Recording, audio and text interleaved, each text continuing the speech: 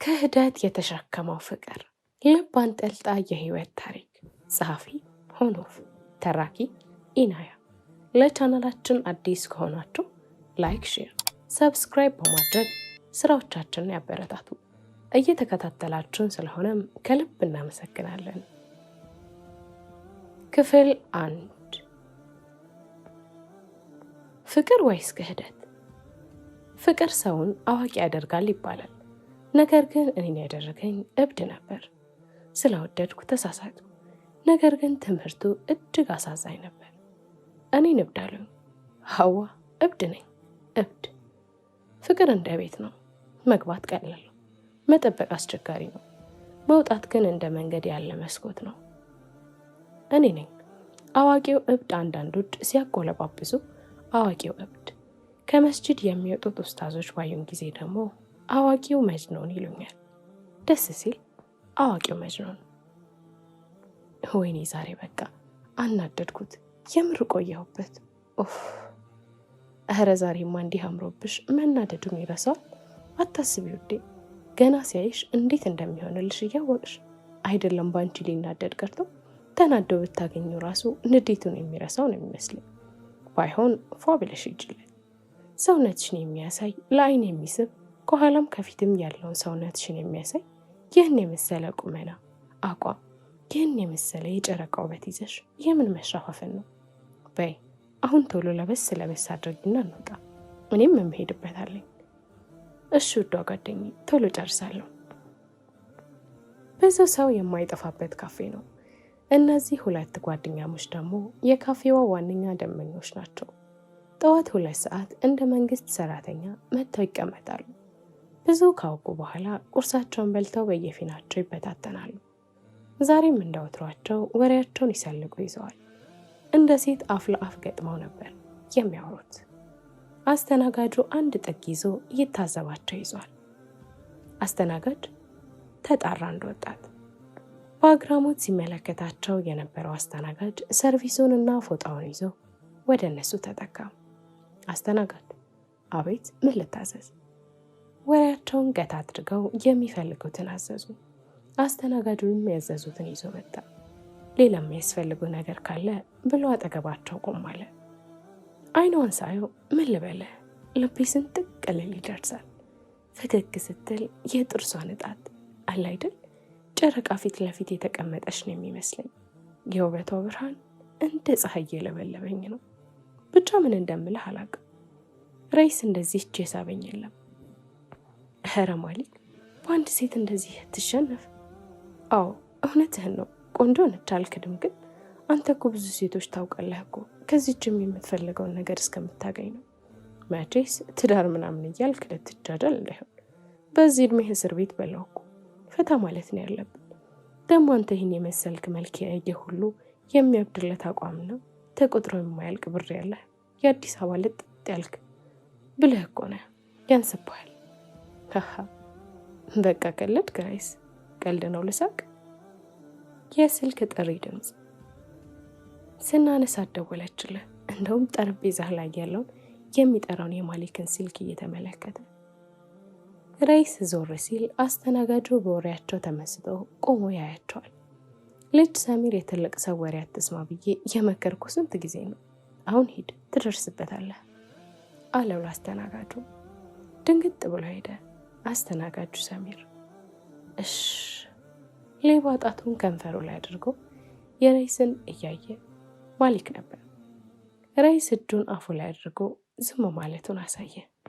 ሄሎ ውዴ፣ እንዴት ነሽልኝ የኔ ናፍቆት? አዎ ዛሬ የተለመደ ቦታ እንገናኝ፣ እየጠበኩሽ ነው።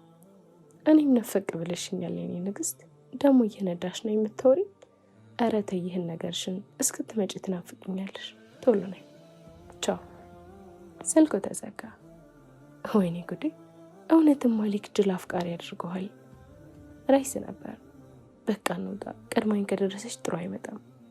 እሺ እኔም ስራ አለኝ። በቃ ማታ እንገናኝ ማሊክ። መልካም የፍቅር ጊዜ። ኧረ ተው ራይስ፣ አታናደኝ። ማሊክ ለቦታው ቅርብ ስለነበረ መኪናውን አስነስቶ ቀድሟት ቦታው ደረሰ። ስትመጣ እንድትታየው ከመኪናው ወርዶ መኪናውን ተደግፎ ቆመ። አይደለም ዘንጦ እንዲሁም ቆንጆ ነው። እሷን ለመሳብ ግን ያለ የሌለ ነገር እየተጠቀመ ነው። እሷ ግን ድርቅ ብትልም የመኪና ድምፅ ሰምቶ ዞር አለ። እሷ ነበረች ከመኪናው ስትወርድ። የሰውነት ቅርጿን የሚያሳይ ጠባብ ረጅም ቀሚስ፣ በዛ የሚያምር ቁመናዋ፣ ሂል ለብሳበት ሂጃቧን ከፊል የሚያምረውን ፀጉሯን ከለል አድርጎታል። ከለሩ ከፊቷ ቅላት ጋር ተደማምሮ የምታበራ መስታወት መስላለች።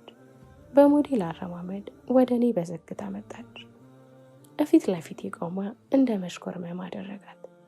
ቀስ ብዬ ጉንጯን በከፊል ከንፈሯን ሳም አረኳት። እቅፍ አረገችኝ። ሁሌም የምንዝናናበት ቦታ ሄደን ቁጭ አልን። የድምጿ ቅላሴ ራሱ የአንድ ታዋቂ የዓለም ሙዚቀኛ ጋር ሲወዳደር ለእኔ አንደኛ ነው። ሁቢ ግን መች ነው የምንጋባው አለችኝ። ሀቢብቲ ገና ነን እኮ፣ አሁን በደንብ እንዝናናና እንጋባለን። ትዳር እኮ ትልቅ ነገር ነው። እሺ ባሌ ብላ ጉንጬን ሳመችኝ። እስከ ማታ ከሷ ጋር አሳለፍኩኝና ሲመሻሽ ላድርስሽ ብላትም ብቻዬን ሄዳለሁ አለች። ተሰነባብተን እሷም ወደ መኪናዋ እኔም ወደ መኪናዬ። የስልክ ጥሪ ድምፅ። ሄሎ ውዷ ጓደኛዬ፣ አንቺ ምን ነው አብረሽ አደርሽ እንዴ? በጊዜ አትመለሽም? ኧረ ይቅር ይበልሽ ሎሪንዳ፣ እኔ ከትዳር በፊት እንደዚህ አይነት ነገር አላደርግም። እየነዳው ነው፣ እቤት መጥተን እናወራለን። ሎራንዳ፣ እሺ ግን እንዴ ምንም አላለሽም? መኪናዬ ሲጢጥ ብለው ቆመ። ከድንጋጤ ብዛት ጮህኩኝ። ሎሬንዳም ሄሎ ሄሎ። እጅና እግሬ እየተንቀጠቀጠ ነው። ከመኪናዬ ወርጄ ጉልበቴ ውሃ ሆኗል። እየተጎተት ወደፊት ለፊት ሄጄ ከመኪናዬ ጎማዬ ስር የሆነ ሰው ወድቋል። ማመን አልቻልኩም። ግንባሬ በ2 ደቂቃ ውስጥ ላብ በላብ ሆኗል። በጉልበቴ ወደ መሬት ተንበረከኩና በህይወት ይኑር አይኑር እጆቼን ወደ አፉና አፍንጫ አስጠግቼ አረጋገጥኩ። ይተነፍሳል። ድንጋጤውን መሰለኝ ራሱን ያሳተው። ነካ ነካ አደረኩት፣ ግን እንቅስቃሴ የለውም። ከግንባሩ አልፎ አይኖቹን ከልሎታል። በእጄ ፀጉሩን ወደ ላይ አድርጌ ሳየው አይኑን ስመለከት በትንሹ ተከፍተዋል። ሊናገር የፈለገው ነገር እንዳለ ካፉ እንቅስቃሴ ተረዳው። ብዙም አልቆየም፣ ዝም ባለ። በዙሪያ የሚያልፍ መኪና አጣው። አካባቢው ጭር ያለ ነው። እንደ አጋጣሚ አንድ የጭነት አሽከርካሪ ሲመጣ ከሩቅ መብራቱ ታየ። እጄን እያውለበለብኩ እርዳታ እንዲሰጠኝ ያደረግኩ። አንድ ጥጋስ ይዞ መኪናውን ወደ እኔ መጣ። ምንድነው እህቴ? ምን አጋጥሞሽ ነው?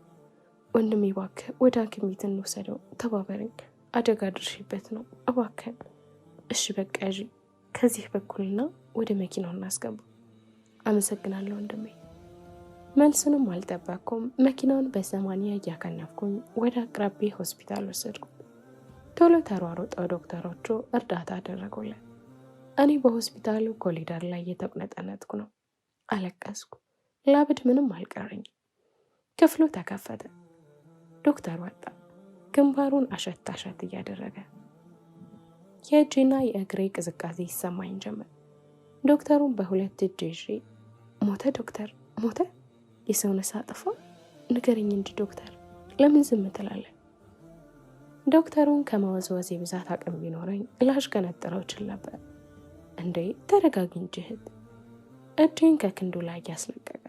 ደህና ነው፣ ትንሽ እግሩ ታፋ ጋር ግጭትና ሲወድቅ ጭንቅላት የመታው ነገር ስላለ ነው።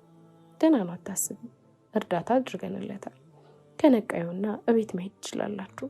ግን በጣም እንክብካቤ ይፈልጋል። ግን ቤተሰቦቹ ሲሉ አሁ እስካሁን የመጣው ሰው የለም። ከነቃ ገብቼ ሊያው ብዬ ወደ ክፍሉ ገባው።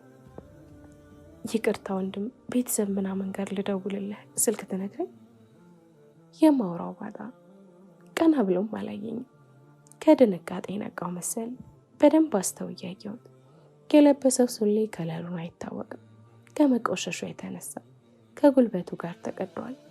የለበሰው ቲሸርት ጥቁር ይሁን ቡኒ ምንም አይለይም። ፊቱ ቀይ እንደሆነ ያስታውቃል፣ ግን ማዲያት ብቻ ነው። ፀጉሩን ከተቆረጠ እንደቆየ ማንም አይቶ ይለያል። ምንም የጤነኛ ሰው ምልክት የለበትም። ከብዙ ዝምታ በኋላ እኔ ቤተሰብ የለኝም አለ። ከልቡ ሳቀ። ሳቁ አስደነገጠ። ግን እንደዚህ አይነት ነገር ስራዬ ስለሆነ ምንም እንዳልመሰለኝ አስመሰልኩ። ስለዚህ ቤተሰብ ከሌለ የኔ ኃላፊነት ነህ። እኔ ቤት ልውሰድህ? ሳቁን ገታ እያደረገ ለምንድን ነው የምትወስጂኝ? አሁንም ጥለሽኝ ልትሄጂ? ሳቁን በመሀል እያስገባ አንቺ እኮ ከሃዲ ነሽ። እኔ ቤት አለኝ፣ ከፈለግሽ እኔ ልውሰድሽ። የሚያምር ቤት አለኝ። አዎ አውቃለሁ የሚያምር ቤት አለህ፣ ግን ዛሬ እኔ ቤት እንሂድ እሺ? አሞሃል። እኔን አላመመኝም። ማን የነገረሽ? እብድ ነው አሉሽ? አውቀው ነው። እኔን አያመኝም። አይደለም አንተ እብድ አይደለህም። ብዙ አይነት ታካሚ ያጋጥሞኛል። የዚህ ግን ከባድ ነው። ግን አየኸው እግርህም አሞሃል። የመኪና አደጋ አድርሼብህ ነው። እኔ ማንም ቤተሰብ ስላልመጣልህ ከኔ ጋር እንሂድ። ዞር አለ። ወደ እኔ ፊቴን እያየኝም ግን እግሬን ትኩር ብሎ ያየው ጀመር። በዚህ ሁኔታ ምንም ማድረግ እንደማልችል ተረዳው። ከክፍሉ ወጥቼ ወደ መኪና ሄድኩ። ስልኬን ሳየው ሎሬንዳ 35 ሚስ ኮል፣ ማሊኬ ወደ 40 ጊዜ ደውሏል። ቅድሚያ ለማን ልደውል? ማሊኬን አስቀደምኩ። 1 ደቂቃ አልቆይም። ሄሎ ውዴ፣ ምን ሆነሽ ነው ስልክ የማታንሺው? ተጨነኩ እኮ በሰላም መግባትሽን ላረጋግጥ ብደውል። ደህና ነኝ ሆቢ፣ እንዳትደነግጥ። አሁን ሆስፒታል ነኝ። ምን ሆነሽ? የት ሆስፒታል? እኛ ሰፈር ያለው ትልቁ ሆስፒታል። እሺ በቃ መጣሁ። መልሴንም አልጠበቀም ስልኩን ዘጋው። ወደ ሎሬንዳ ደወልኩ፣ ግን አታነሳም። ደግሜ ደወልኩላት፣ አሁንም አታነሳም። ውጭ ወንበር ላይ ቁጭ ብዬ ማሊኬን እየጠበቅኩ ነበር።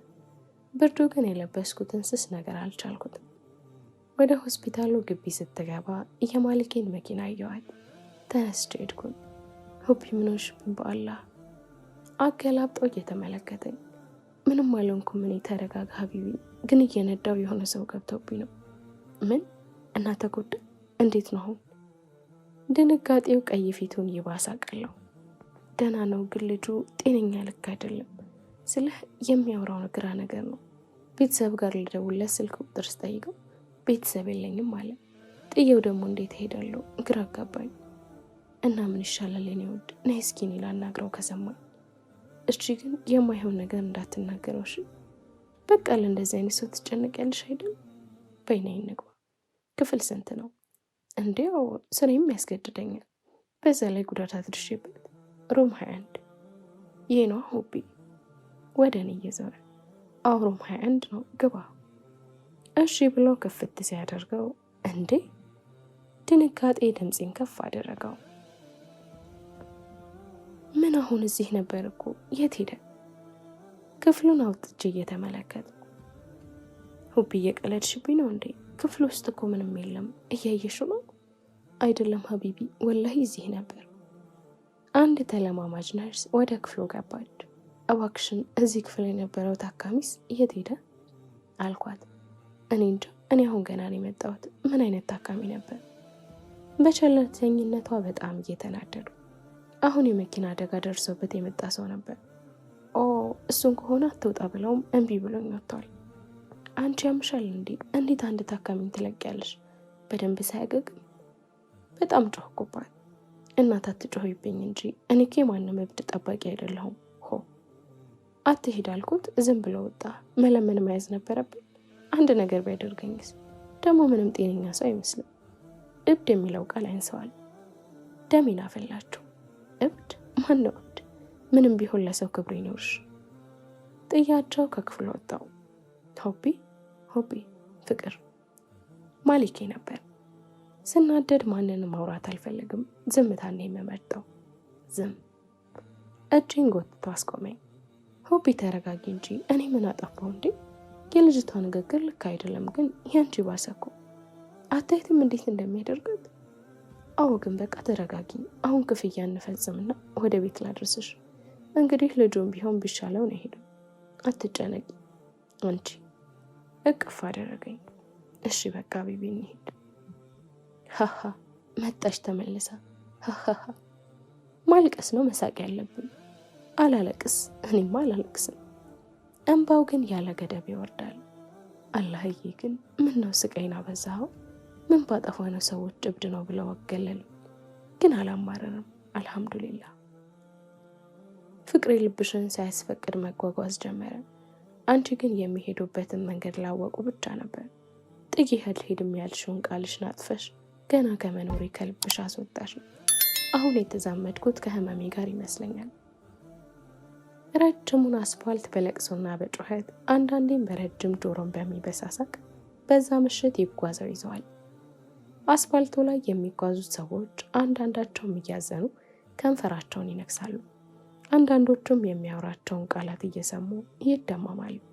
የሚያውቁትም አይ አዋቂው መጅኑን እያሉ ይሾካሾካሉ። እሱ ግን ለማንም ግድ አልሰጠው፣ ሰጥቶትም አያውቅም። መጨረሻውን አያውቅም፣ ግን መጓዙን ቀጥሏል። ሁቢ ግን ልጁ ደህና የሚሆን ይመስላል። መቼስ ቢሻለው ነው ሄደው አይመስልሽም አንቺ? አላቅም ሀቢቢ፣ ብዙ የአእምሮ ህሙማን አይቻለሁ፣ ግን በዚህ ልክ የተረጋጋ ዝምተኛ አጋጥሞኝ አያውቅም። እኔ እንግዲህ ስለ እንደዚህ አይነት ነገር አላቅም። ታውቂያለሽ፣ ግን በቃ ማድረግ ያለብሽን አድርገሻል። እንደ ሌላው ሰው ጥለሽው አልሄድሽም። ብዙም አትጨነቂ። የስልክ ጥሪ ድምፅ። ሄሎ፣ አንቺ ምን ሆነሽ ነው? ስልክሽን በቀጠቅጥ አታነሽም? ማሊክ ጋርም ብደውል አይነሳም። እያወራሁሽ እኮ ስልኩ ተቋረጠ። እሺ በቃ ተረጋጊ፣ ደህና ነኝ በጣም ነው። እቤት እየመጣው ነው። እዛው ሁሉንም አስረዳሻለሁ። እቤት ጠብቂኝ። ስልኩ ተዘጋ። ሎሪ እንዳነች አይደል? ይህቺ ምላሳ አለ ሜሌክ። አዎ እሷን እያወራው እኮ ነው ልጁ የገባብኝ። እየነዳሽ ስልክ አታውሪ አላልኩሽም? ሁሌም የሆነ ነገር ያጋጥምሻል ብዬ ይሰጋ ነበር። አንቺ ብታተርፊኝ የሌላ ሰው ህይወት አጥፍተሽ ነበር። አይሻ ሰው የሚልሽን አትሰሚም። አዎ ይቅርታ፣ ልክ ነህ አንተ። ፈገግ ብለው የኔ ታዛዥ። ፈገግ አልኩኝ። ማሊክ ለእኔ ሁሉ ነገሬ ነው። የተዋወቅነው በአንድ ካፌ ውስጥ ነው። ገና እንዳየሁት ነበር ልቤ የደነገጠለት። ማንም ወንድ የፈለገ ቆንጆ ቢሆን ግድ ሰጥቶኝ አያውቅም። ብዙ ወንዶች ቢፈልጉኝም ማናቸውም የኔ ምርጫ አልነበሩም። እሱ ግን ገና ባየሁት 10 ደቂቃ ውስጥ ነው ባሌ እንዲሆን የተመኘሁት። ወደ ትውውቃችን ስመለስ ካፌው ውስጥ መቀመጥ አልወድም፣ ግን የዛን ቀን ውዷ ጓደኛዬን እየጠበቅኩ ነበር። ፀሐዩ ስለበረታብኝ አጠገቤ ያለው ካፌ ውስጥ ገብቼ በመስታወቱ በኩል ተቀመጥኩ፣ ስትመጣ እንድትታየኝ። ምንም ሳያዙ መቀመጥ ስለማይቻል ቡና አዘዝኩ። ማሊኬን በዛ ቅጽበት ነበር ያየሁት። ደስ የሚለው እሱም እያየኝ ነበር። ማንንም ወንድ ከአንድ እይታ በላይ ድጋሚ አይቻላል። እሱን ግን ባላየ ሁሉ ሳየው ነበር።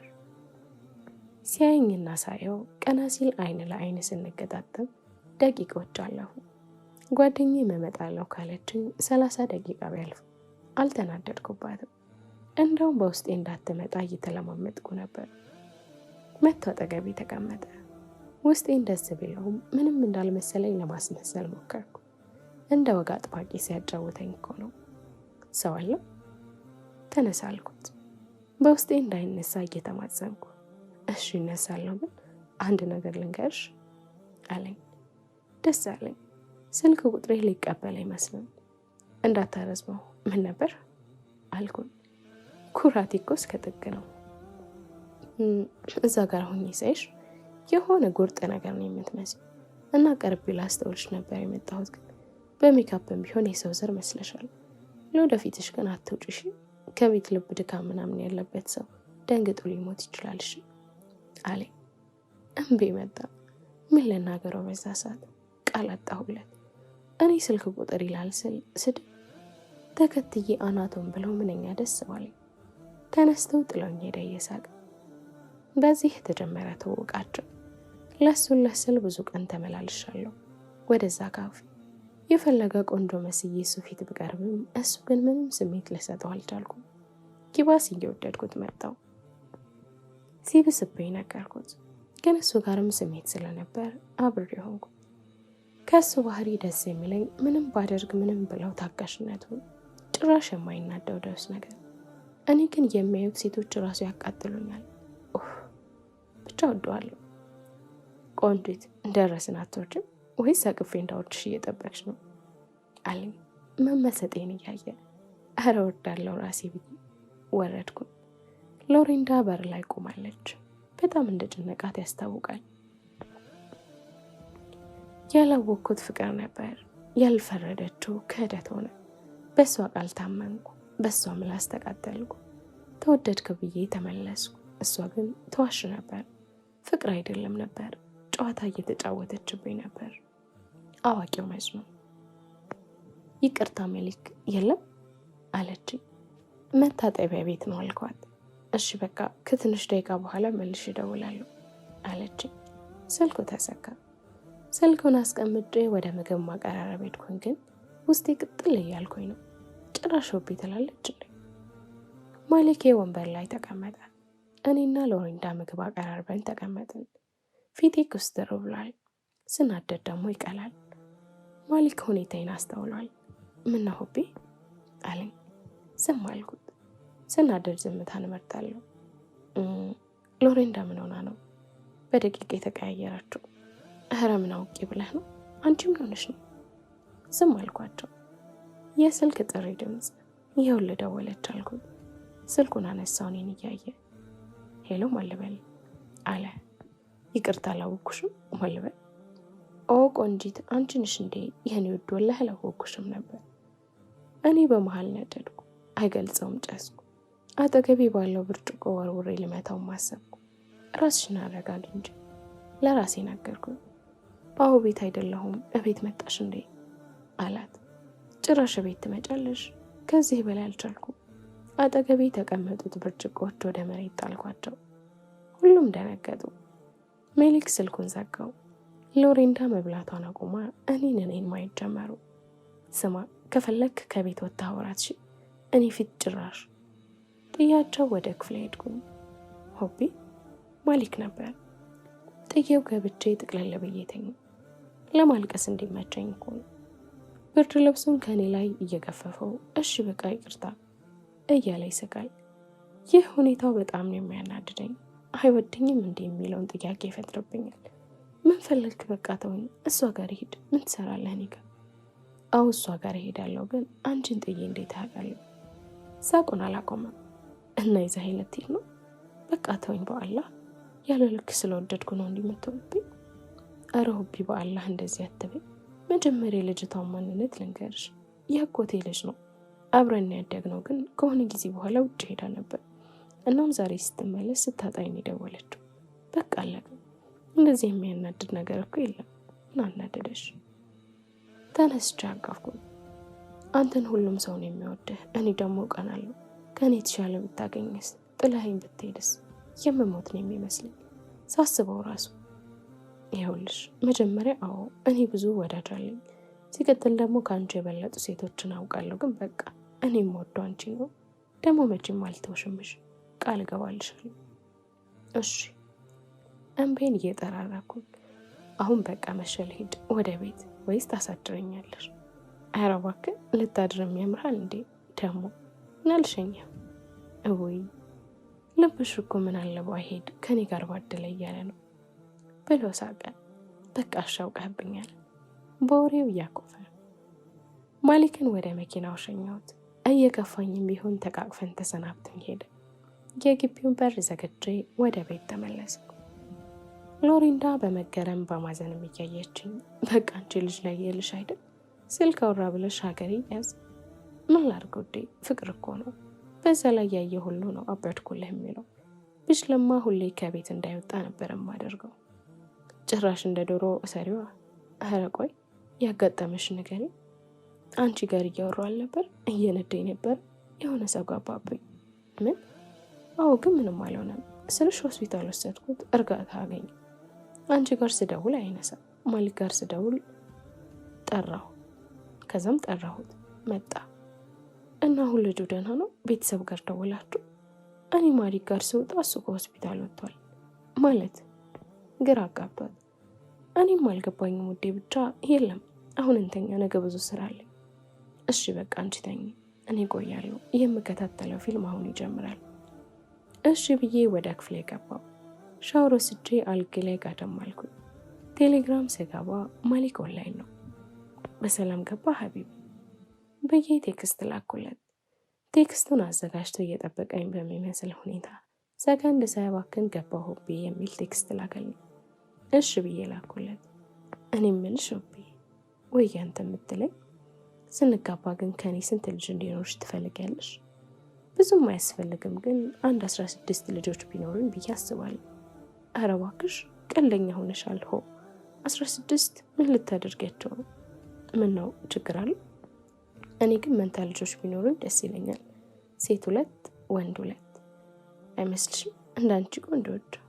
አዎ ደስ ይላል እንደሱ ብዬ ቴክስት ላኩለት። በዛው እንቅልፍ ይዞኝ ሄደ። የፀሐዩ ጨረር ከባድ ነው። ሎሬንዳም ቆንጂት ተነሽ ነክቷል እኮ። የክፍሌን መስታወት መጋረጃ እየገለጠች ጨለም ያለው ክፍል ብርሃን በብርሃን ሆነ። እኔ እየተገላበጥኩ ዝም አልኳት። ስራ አለብኝ አላልሽም? 3 ሰዓት ሆኖልሻል። ምን? ተስፈንጥሬ ተነሳው። ካልጌ እስካሁን አልቀሰቀስሽኝም ነበር? በጣም ረፍዷል እኮ እየተናደድኩ ባለመንቀስቀሷ። ተረጋጊ፣ 12 ሰዓት ተኩል ነው። ምን አይነት ሰው ነሽ? እኔ ብደነግጥ ምን ትጠቀሚያለሽ? ልቤ ልታወጫት ነው እንዴ? ፈገግ እያልኩ በይ ተነሽ እሺ፣ ቁርስም አዘጋጅቻለሁ፣ ነይ ቶሎ። ደግሞ ተመልሰሽ እንዳተኝሽ፣ ድጋሚ መጥቼ አልቀሰቀስሽም፣ በዛው ይመሻል እንጂ። ኧረ በቃ ይኸው ተነሳ። ስልኬን ከፍቼ ሳየው ማለት ቴክስት ልኮ ነበር። የምትናደድ ስቲከርና ነገ በጠዋት ላገኝሽ እፈልጋለሁ። ቃል አጋኖ የበዛበት ቴክስት። ስደውልለት አይነሳም ስልኩ። ደግሜም ስደውል አይነሳም። ድንግጥ አልኩኝ። ፍቅር እንደ እሳት ነው፣ የማትጠበቅ እሳት። ነገር ግን ከአንዴ በላይ አትቃጠልም። አንድ ቀን አለመታመን ልብን ከስሜት ያወጣል። አዋቂው መች ነው። ተነስቼ ሻወር ወሰድኩኝ። ግን ውስጤ ስለ ማሊክ ነው የሚያስበው። ልብሴን ቀያሬ ወደ ታች ወረድኩ። በቃ መስታወት ጋር ፍጥሽ ምን ይሻልሻል? አሁን በይኔ ቁጭ በይ፣ እርቦኛል። እና ግድ ነው ስራ አይደል እንዲህ አልኳት። ኧረ እባክሽ የምትሄጂው እኮ ሕክምና የሚያስፈልጋቸው ሰዎች ጋር እንጂ የውበት ውድድር የሚዳኙ ዳኞች ጋር አይደለም ቆንጂት። እሱን ልክ ነሽ፣ ግን በቃ አይደል ራሴን መጠበቅ አለብኝ። ኧረ በቃ እንብላ። ከአንቺ ጋር ተከራክሬ አልዘልቀው። ግን በቃ ስራ ቀይሪ፣ ጠበቃ ምናምን ሞክሪ እስኪ። ኧረ እኔ ስራዬን እወደዋለሁ፣ ግን ስነ ጽሁፍ ምናምን በሞክር ደስ ይለኛል። እና ተማሪ ነገሩ ጊዜ የለሽም። በምን ሰዓት ትማሪያለሽ? ስትሯራጭ የምትይው በዛ ላይ ማሊክሽ አዎ ማታ እያወራን በቴሌግራም እንቅልፍ ወሰደኝ። ጠዋት ቁጣ ያዘለ ቴክስት ልኳል። በጣም አናድጄዋለሁ። የእናንተ ፍቅር ደግሞ ጉዳ ፈላ። በይቢና ሂጅለት። የስልኬ የቴክስት ድምፅ ከማሊክ። በአስቸኳይ መጀመሪያ የተገናኘንበት ካፌ ላይ እጠብቅሻለሁ። በቃ መረረ እንዴ? ኧረ ልወጣ ነው በቃኝ። ማሊክ ጋር ልሄድ። ቻው። ጉንጯን ስሜት ወጣው። መኪና መጠቀም አልፈለግኩም፣ መንዳት ግን አማራጭ ስላልነበረኝ መኪናን ተጠቀምኩት። የማታው አይነት ስህተት እንዳልደግም ተጠንቅቄ እየነዳው ወደ ማሊት ጋር ሄድኩኝ። ጠዋት እንደመሆኑ መጠን ብዙ ሰው ውርርግ ያለ ነው። ተማሪዎች አንዳንድ ይታያሉ። በዚህ ሰዓት የሚሄዱ ተማሪዎች ግን ዘበኛ የሆኑ አርፍደ 2 ሰዓት ራሱ ጠዋት ነው። ለካ ተማሪ በእኛ ሰዓት ቀረ። የራሴን የትምህርት ቤት ጊዜ እያስታወስኩ ብቻዬን ፈገግ እላለሁ። የማሊክ ስልክ አለማንሳትና ቴክስት ውስጥ ቢከነክነው ወደ ካፌው ደረስኩኝ። ካፌው ዙሪያ ምንም አይነት ሰው የለም። በሩም የተከፈተ አይመስልም። ነገሩ በዚህ ሰዓት ማን ካፌ ይገባል? በመስታወት በኩል ስመለከት ውስጥ ሰው ያለ አይመስልም። ማሊክ ጋር በደውልም አይነሳም። በሩን ስነካው ተከፈተ። ወደ ውስጥ ገባው። እዚህ ቤት እዚህ ካፌ አይባል ነገር። ማሊክ ከውስጥ በኩል ፈገግ እያለ ወጣ። ሆቢ ምን ሆነህ ነው? ስትስቂ ራስ እኮ ስታምሬን ይልዕልት። ግን ምን ያስቃል? በአላህ እኔ እኮ አንቺን ለማስደሰት ነው። እና እንደዚህ ሆነህን የምታስደስተኝ? የወፍጮ ቤት ሰራተኛ መስለን። ራስህን በመስታወት ብታየው እኮ ትደነግጣለህ። ምን እያረክ ነው? ሆቢን የማን የሰራሁትን ቁርስ አብረን እንድንበላ አስቤ የካፌን ባለቤት አስፈቅጄ ነበር። በጠዋት መጥቼ ግን ምንም ሊሳካልኝ አልቻለም። ይቅርታሽ ፍቅር፣ የማረባ ከንቱ ሰው ነኝ። ኧረ እንደሱ አትበል ፍቅር። ይው በጠዋቱ ልቤ ፍርስ እስከሚል አሳከኝ። ከዚህ በላይ እንዴት ታስደስተኛለህ? በቃ አብረን እንሰራለን፣ አትዘንሽ። ኧረ ከውጭ ገዝቼ እመጣለሁ። ሁሉንም ነገር ውስጥ አበላሽቼዋለሁ፣ ለመስራት አይመችም። እሺ በቃ እኔ እዚሁ ልጠብቅ። እሺ ሀቢብቲ፣ ቅርብ ስለሆነ ሮጦ ብዬ መጣሁ። ተቀምጠሽ ጠብቅኝ። እሺ ሂድ። አንዱን ወንበር ሳብ አድርጌ ተቀመጥኩ። የስልክ ጥሪ ድምፅ። ከቦርሴ ውስጥ ስልኬን አውጥቼ ስመለከት የማላውቀው ስልክ ቁጥር ነው። ሄሎ፣ ይቅርታ አላወቅኩም። ይቅርታ፣ በጣም የማላውቀው ስልክ ቁጥር ሲሆንብኝ ነው። አሁን የሆነ ቦታ ነኝ። ከትንሽ ደቂቃ በኋላ እናንተ ጋር እመጣለሁ። እሷ ወደ እኔ ስለማትመጣ እኔ እመጣለሁ። እሺ በቃ እዛው እመጣለሁ። ስደርስ እደውልልሃለሁ። ደህና ሁን በቃ። ስልኩ ተዘጋ። በመስታወት ስመለከት ማሊክ እየመጣ አየሁት። ሁቢ ቆየው እንዳያለኝ ወደ ውስጥ እየገባ ኧረ አልቆየም። አቀራርበን መብላት ጀመረ። ማሊክ ዛሬ አብረን የሆነ ቦታ እንሄዳለን፣ ስራ የለህማ ብዬ ጠየቅኩት። አዎ ዛሬ እንኳን አብረን መዋል እንችላለን። የት ልንሄድ ነው? ደብረ ዘይት እንሄድ እንዴ አለኝ። አይደለም አሁን የሚሄድባት ታካሚ ያለችኝ፣ እናም አብረን እንድንሄድ ነበር አልኩት። ምን? ድንጋጤው አስደነገጠኝ። እኔንም ምን ነው አልኩት። ማሊክም ክፍል 2 ይቀጥላል። ላይክ፣ ሼር፣ ሰብስክራይብ በማድረግ አብሮነታቸውን ያሳዩ። ስለምትከታተሉ ከልብ እናመሰግናለን።